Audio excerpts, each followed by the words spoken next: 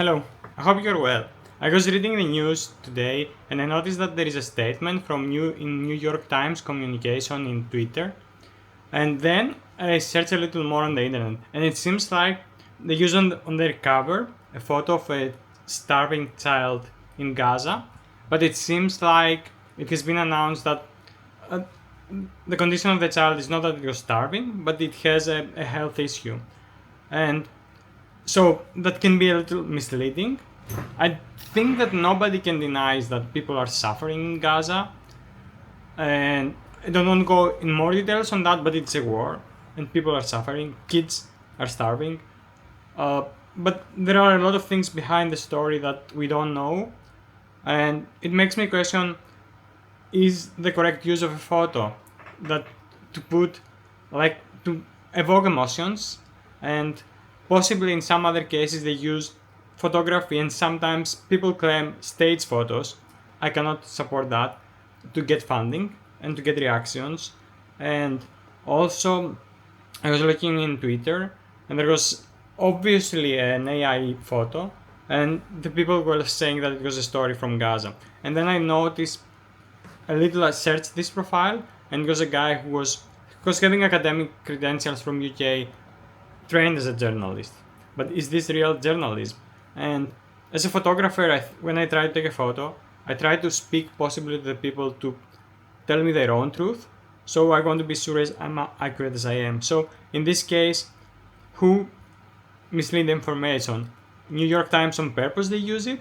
So I don't know what is the political intentions of the newspaper, but I was thinking this is a reliable paper, but now I'm questioning that. And then it's like, why this is first? Did they check the story or they just use the image? Why they check later about the child's health issue? And if is a photographer who provide the photo tell them a different story? Yes, I think now I don't know how much people do research. I think you cannot publish something on the cover in a such hard situation as we are today. And also I don't think this story is helping also the people in Gaza, because people start second thinking, and when somebody's suffering you want all the truth, so to know if to help them or not. So that's my quick reaction on that. I wasn't expecting to make a video today, but I thought to share my thoughts.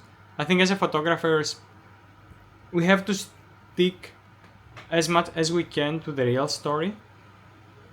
Possibly don't express our own feelings unless it is like stated clearly that this is not the story but my own feelings, and seek for and ask for the truth. But in general, I don't remember exactly, I have to do research and make a new video about that.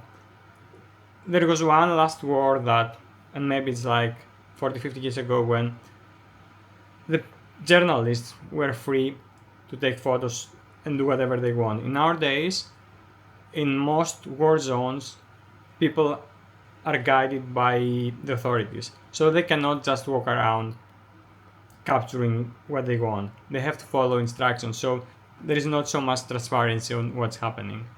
So yes, that's my opinion, and sorry, that's my point of view. I hope this is a fact, not my opinion, because this is what's happening. So I hope in the future the press and the photographers should be like telling the truth.